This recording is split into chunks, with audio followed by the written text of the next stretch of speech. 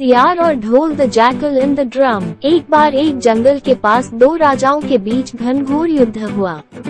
एक राजा जीता, दूसरा हारा और युद्ध के बाद सेनाएं अपने अपने नगरों को लौट गई। बस सेना का एक ढोल पीछे रह गया। उस ढोल को बजा बजा कर सेना के साथ गए भांड व चारण रात को सेना की वीरता की कहानियां सुनाते थे। युद्ध के बाद एक दिन बहुत तेज आंधी आई और आंधी के जोर में वह ढोल लुकता पुकता एक सूखे पेड़ के पास जाकर टिक गया। उस पेड़ की सूखी टहनियां ढोल से इस तरह से सट गई थी कि तेज हवा चलते ही ढोल पर टकरा जाती और धमाद धमाद ढोल अपने आप बजने लगता। एक सियार उस क्षेत्र के आसपास घूमता था। जब उसने ढोल बजने की आवाज सुनी तो वो बहुत भयभीत हुआ।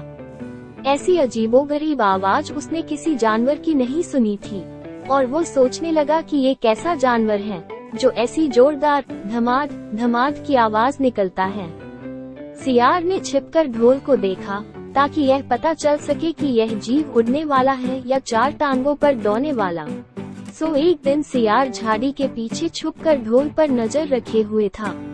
तभी सूखे पेड़ से नीचे एक गिलहरी कूदकर ढोल पर चढ़ गई, जिससे हल्की सी ध्यान की आवाज भी हुई। गिलहरी अपनी मौज में ढोल पर बैठी दाना कुतरती रही। सियार बड़बड़ाया, अरे वाह, तो ये कोई हिंसक जीव नहीं, मुझे भी डरना नहीं चाहिए। सियार धीरे धीरे फूंक फूंक कर कदम रखता ढोल के पास पहुंचा। इधर उधर से उसे सूंघा, लेकिन उसे ढोल का कहीं सिर नजर और पैर नजर नहीं आए। तभी हवा के एक झोंके से टहनियां ढोल से टकराई और ढैम की आवाज हुई। डर के मारे सियार उछलकर पीछे जा गिरा। अब समझ आया। सियार उठते हुए बोला, ये बाहर का खोल है, जानवर तो अंदर रहता है। आवाज से तो लगता है कि जो कोई जीव इस खोल के भीतर रहता है वो चर्बी से भरा मोटा ताजा होना चाहिए, तभी तो ये ढैम ढैम की जोरदार आवाज लगता है।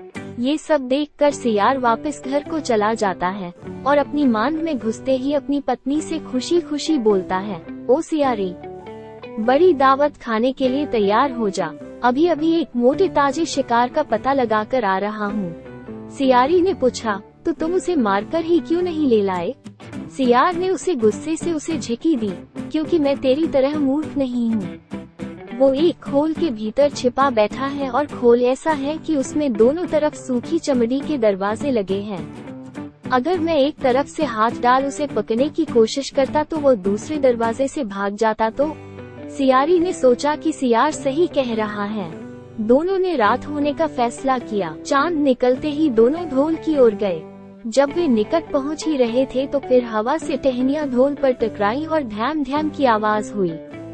सियार सियारी के कान में फुसफुसाया, सुनी ना उसकी आवाज? जरा सोच, जिसकी आवाज इतनी मोटी है वो खुद कितना मोटा ताजा होगा। दोनों ढोल के दोनों ओर बैठे और लगे ढोल की चमड़ी फाने। जैसे ही चमिया कटने लगी, सियार बोला, होशियार रहना कहीं भाग ना जाए। एक साथ अंदर हाथ डाल शिकार को दबोच लेंगे। दोनों ने हूँ की आवाज के साथ हाथ ढोल के अंदर डाले और टटोलने लगे। अदन तो कुछ नहीं था, पर एक दूसरे के हाथ ही पकड़ में आए। दोनों चिल्लाए, हैं, यहाँ तो कुछ भी नहीं, और वे दोनों माथा पीट कर वही खड़े के खड़े रह गए। कहानी की सीख, बिना जाने कुछ नहीं करना चाहिए और समय से पहले और भाग्य से ज्यादा कभी किसी को नहीं मिलता।